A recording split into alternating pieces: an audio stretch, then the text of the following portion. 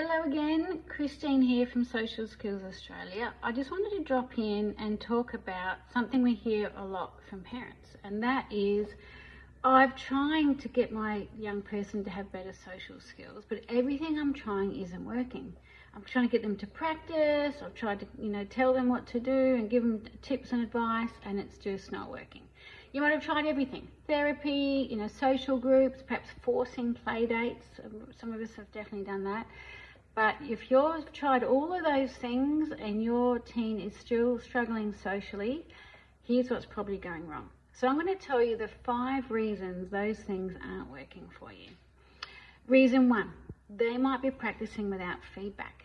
So we can't improve what we don't know is wrong. So if your young person is, trying to talk to someone when they first meet them, but they might be using humour inappropriately or interrupting and that kind of thing, then they're not getting any good feedback. They're actually not getting advice on what they could be doing that's different. And we absolutely do that in peers. We give lots of coaching and lots of feedback. Reason 2, generic advice instead of concrete skills.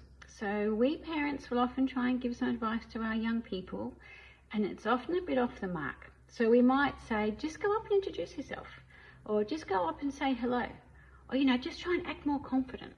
But those things are very hard to do. So we actually teach some very concrete skills, step by step, that your young person can actually use and follow. The third reason that what you're doing might not be working is that anxiety might be blocking learning. It's very hard to learn when we're in fight or flight mode.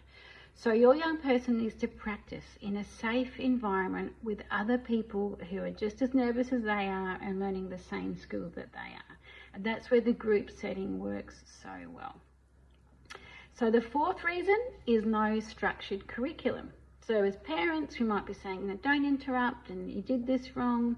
But what we do in peers is we have a very specific sequence of lessons, and they're very carefully engineered in a specific order. So random tips don't build on each other, but the lessons that we give in peers do, and that's why we see results. And the 5th reason is that parents aren't often not too sure how to coach at home.